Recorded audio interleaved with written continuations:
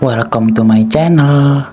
Jangan lupa subscribe, like, dan komen. Happy watching. Gelora hasrat sang dosen bab 13. Kilas balik rencana balas dendam. 5 tahun lalu, Den Haag, Belanda. Pria bernama Herjunot Soenarto memiliki 2 anak. Jelas Benjamin sambil menatap Sean yang duduk santai. Kakinya bertumbuh pada ujung meja. Putri sulungnya berusia 18 tahun dan putra bungsunya baru 3 tahun. Benjamin menyerahkan setumpuk dokumen dan foto-foto keluarga Soenarto. Sean memeriksa dengan seksama, hingga pandangannya terhenti pada satu foto. Seorang gadis Asia yang cantik dengan mata yang menyiratkan kelembutan sekaligus kekuatan. Lara Serenita Diajeng Soenarto, gumam Sean. Menyebut nama itu perlahan, seakan-akan mencoba merasakan makna di baliknya. Ada sesuatu yang langsung menarik perhatiannya dalam sekali pandang. Benjamin mengamati ekspresi Sean dan tersenyum tipis. Aku bisa menebak, kamu ingin menyengkram Herjunot lewat putrinya. Sean mengangkat bahu acuh. Mungkin saja. Benjamin menyipitkan mata. Tapi aku tahu Sean, kamu bukan tipe pria yang gemar menyakiti wanita. Sean mengelus senyum tipis. Benarkah? Dia berdiri dan menatap Benjamin sejenak sebelum menghela nafas. Ya, mungkin kamu benar. Tiba-tiba, ketukan di pintu ruang kerja memecah suasana. Sean mengangguk mempersilahkan. Paman Will, ada apa? Tanya Sean saat William masuk dan duduk santai di sofa. William menghela nafas panjang. Aku hanya ingin beristirahat. Bekerja sebagai juru bicara presiden selama 2 dekade. Dan mereka belum mau melepasku. Betapa maruknya mereka, bukan? Benjamin tertawa kecil. Itu karena paman juru bicara terbaik. Siapa yang mau kehilangan aset berharga? Mereka tertawa bersama. William menoleh ke arah Sean. Oh, aku dengar security Zachary Crop semakin maju. Banyak bangsawan dan orang kaya yang tertarik dan memakai jasa perusahaanmu. Ujarnya kepada perusahaan Sean yang berdiri di bidang jasa keamanan. Sean mengangguk. Semua berkat Benjamin. Dia yang paling banyak berperan dan bekerja keras. Jujur saja, aku lebih suka jadi pengajar. William terkekeh. Aku pikir kamu akan mengikuti jejak ayahmu, Santoso, menjadi politikus. Sean mendesah. Mungkin suatu hari nanti. Sean kemudian terdiam sejenak. Pikirannya berputar. Paman, kamu berteman dengan orang pejabat dari Indonesia, bukan? William mengangguk. Ia tahu siapa yang dimaksud Sean. Herjunot Soenarto. Kamu tahu sendiri siapa pria nan licik dan berbahaya itu. Aku tahu, Sean. Jadi, apa kamu sudah memantapkan diri untuk membalas dendam? Ais. Sebenarnya aku saja tak sudi melihat kemunafikan pria itu yang bahkan tega mengkhianati negaranya sendiri. Ya, jawab Sean tegas. Dan aku sangat butuh bantuan paman. Rencana itu mulai terbentuk di benaknya. Pendekatan melalui paman William adalah jalan yang sempurna untuk mendekati Herjunot. Selama 3 tahun penuh, Sean bekerja keras untuk mendapatkan perhatian Herjunot. Ia tahu statusnya sebagai anak angkat William yang Herjunot tahu meskipun cukup berpengaruh. Tidaklah cukup menarik bagi seorang pria ambisius seperti Herjunot. Sean sadar, ia harus membuktikan bahwa dirinya lebih dari sekedar bayang-bayang nama besar papannya. Namun, sesuatu yang tak terduga terjadi.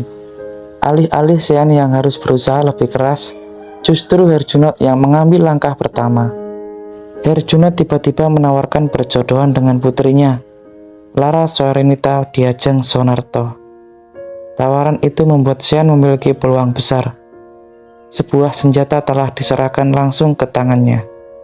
Menyadari ini adalah kesempatan emas, Sean segera memperkuat rencananya. Akhirnya ia terbang menuju negara tercintanya, Indonesia. Xian pun akhirnya memilih mengajar juga menjadi dosen di salah satu universitas ternama, tempat di mana Lara, putri Herjunot, menempuh pendidikan. Sebagai dosen, Xian tidak hanya mendapatkan akses mudah kepada Lara, tetapi juga kepada Herjunot. Ia mengamati Lara, mempelajari gerak-geriknya, dan menunggu saat yang tepat untuk menyusun rencananya agar rampung. Dan saatnya tiba, ia akan realisasikan dengan sangat tepat sasaran. "Kamu cantik," gumam Xian. Begitu Lara melangkah keluar dari ruang ganti, gaun putih sederhana yang ia kenakan tampak sempurna membalut tubuhnya. Potongan gaun itu anggun, dengan rendah halus di bagian lengan dan detail bordir di sekitar pinggang yang mempertegas keanggunannya. Rambutnya yang panjang dibiarkan tergerai, menambah kesan alami dan mempesona. Lara yang sejak tadi sibuk menahan perasaannya, tak banyak bicara, berusaha mengabaikan debaran jantungnya.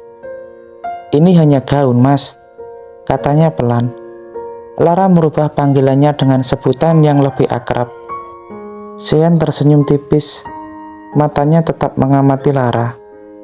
"Mungkin, tapi saat kamu memakainya, gaun itu terlihat seperti sesuatu yang lebih indah."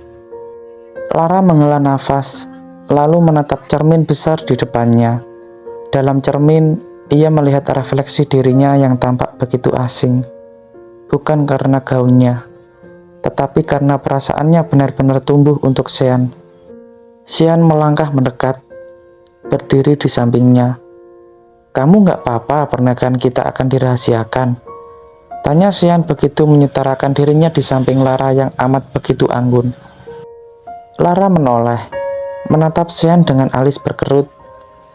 "Mengapa bertanya lagi? Aku sudah bilang, nggak apa-apa, Mas. Malah aku lebih tenang sebab tak harus mendengar berisiknya orang-orang apabila bertanya tentang aku yang seorang anak pejabat. Saya hanya memastikan, pasti impian banyak perempuan ingin pernikahannya diketahui banyak orang." Lara terkekeh pelan. "Aku bukan golongan perempuan itu, Mas." Xian tersenyum tipis. "Ya, kamu memang berbeda." Xian merapikan rambut Lara yang tersingkap ke depan. "Ngomong-ngomong, apa kamu masih memikirkan saya punya wanita lain?" "Maaf." Xian mendedis pelan. "Katamu wanita boleh dengan rambut pirang yang sudah saya gauli itu, apa kamu masih memikirkan saya pria bajingan brengsek?" Lara menggetakkan rahangnya.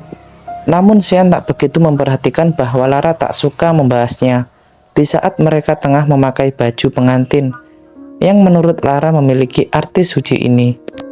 "Itu urusanmu, dan aku nggak peduli." "Benarkah?" "Ah, sayangnya saya tidak mau dianggap pria bajingan." "Lalu?" Xian memeluk pinggang ramping Lara dan berbisik di telinganya. "Yang berdesah bersama wanita itu adalah adik saya, Lara. Memangnya kamu sungguhan melihat wajah saya ketika melakukannya?" Mata Lara memberiak. Ia ingat kembali. Ingat ketika Raisa pernah bilang kalau ia tak sengaja bertabrakan dengan seorang pria bule yang masuk ke dalam unit apartemen Xian.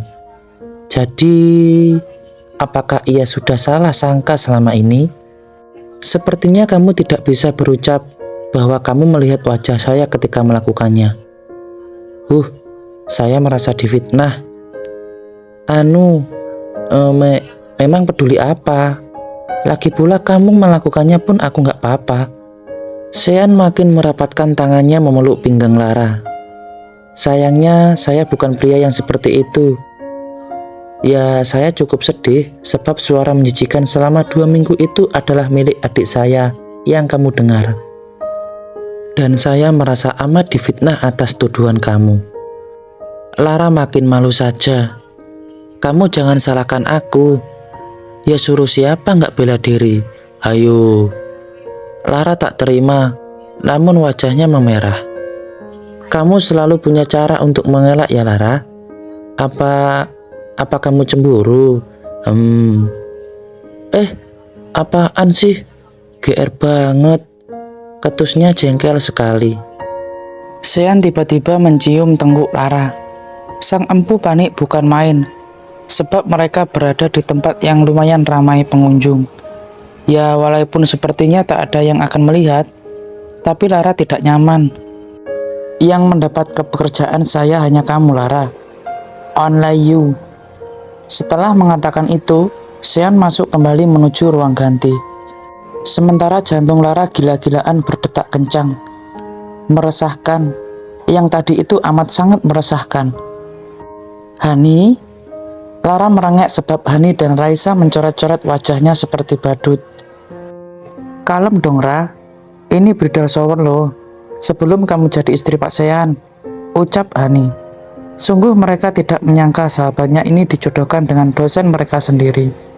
Hanya kedua sahabatnya saja yang Lara beritahu, sebab ia percaya bahwa kedua sahabatnya bisa menjaga rahasia pernikahannya dengan Sean. Ya, tapi aku jelek banget ini. Ish. Raisa tertawa ngakak.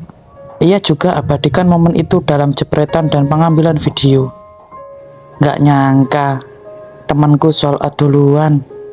Mana calonnya dosen yang sering kamu umpatin lagi, Ra? Raisa makin tertawa lepas. Ceka, kalian gak usah berisik. Nanti tuh dosen di unit sebelah keganggu lagi. Bener sih kata Raisa. Gak nyangka banget ya. Ternyata kepindahan tuh dosen ke unit apartemen sebelah kamu punya maksud terselubung. Ra, walaupun dijodohin, kamu gak ada rasa gitu sama Pak Sean? Tanya Hani penasaran juga. Sempat beberapa kali ia melihat Lara dan Sean bersama. Lara mendengus, berusaha menyembunyikan wajah yang memerah. Apaan sih kalian? Gak adalah. Aku dijodohin aja, udah cukup buat aku gila. Gak ada aku suka-sukanya sama dia. Ucapnya menyela sambil menatap payah keadaannya yang mengenaskan dalam cermin. Hani menyeringai jahil. Ya elah Lara, kamu tuh tipe yang kalau ngomong enggak tapi sebenarnya iya. Raisa menimpali. Masa sih, Ra? Aku sih nggak yakin. Lara menghela nafas panjang, merasa lelah menimpali debat kocak ini. Terserah kalian deh. Ais, ayolah, ini aku mau dibuat apa lagi sama kalian?